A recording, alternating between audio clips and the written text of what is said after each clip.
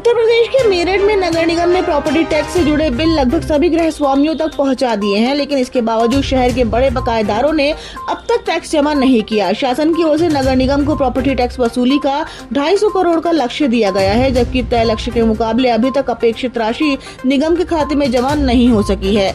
नगर आयुक्त के आदेश और महापौर के निर्देश पर नगर निगम ने टैक्स जमा कराने के लिए कई काउंटर्स खोले ताकि आम लोग आसानी से भुगतान कर सकें। वहीं बड़े बकायेदारों से वसूली को लेकर नगर निगम ने सख्त रणनीति तैयार की है। योजना के तहत शहर भर में बड़े बकायेदारों की सूची के होर्डिंग्स लगाए जाएंगे ताकि उन पर सामाजिक और प्रशासनिक दबाव बनाया जा सके। नगर निगम के अनुसार बड़े बकायेदारों में सबसे अधिक शैक्षिक संस्थान है।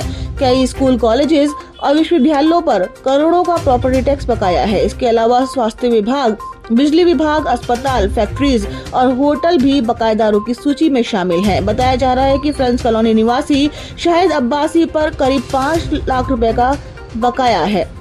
सुभारती विश्वविद्यालय पर फिलहाल करंट टैक्स में 70 लाख रुपए बकाया बताए जा रहे हैं, जबकि कुल बकाया निकाले जाने पर ये राशि करोड़ों में पहुंच सकती है। मोदी कॉन्टिनेंटल पर 105 करोड़ रुपए का बकाया है, जो इस समय हाई कोर्ट में विचाराधीन है।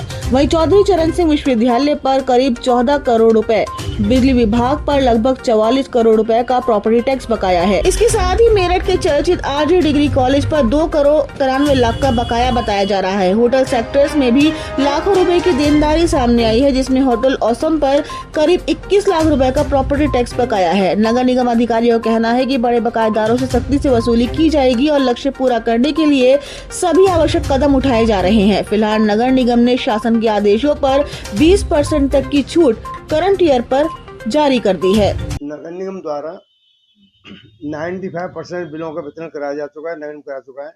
जो न्यू प्रॉपर्टीज में 4 से 10 हजार बिल बचे हैं, वो 2-4 दिन में सब निस्तार कर दिया जाएगा, बिल बंटवा दिया जाएगा।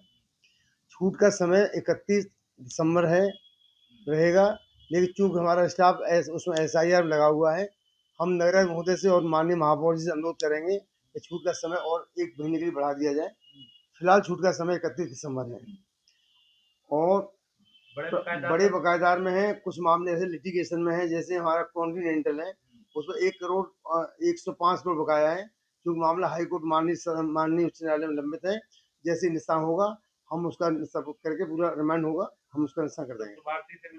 सुभारती का लगभग 75 लाख है।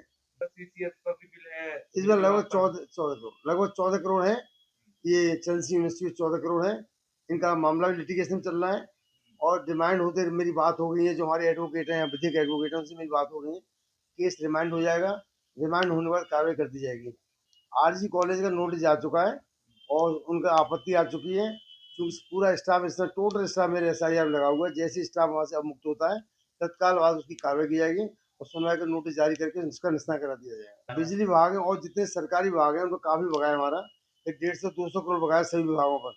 उसके लिए माननीय प्रमुख सचिव महोदय द्वारा BC की गई थी अभी 14 तारीख को। कल फिर BC है। प्रमुख सचिव महोदय द्वारा किया निर्देश दिए गए कि उसको पोर्टल, जो हमारा पोर्टल है NIC पोर्टल, उसको अपलोड कराया जाए और खुद समीक्षा करेंगे। माननीय प्रमुख सचिव समीक्षा करेंगे और यहाँ से निस्तार कराया जाएगा। होटल्स हैं, नर्सिंग होम है।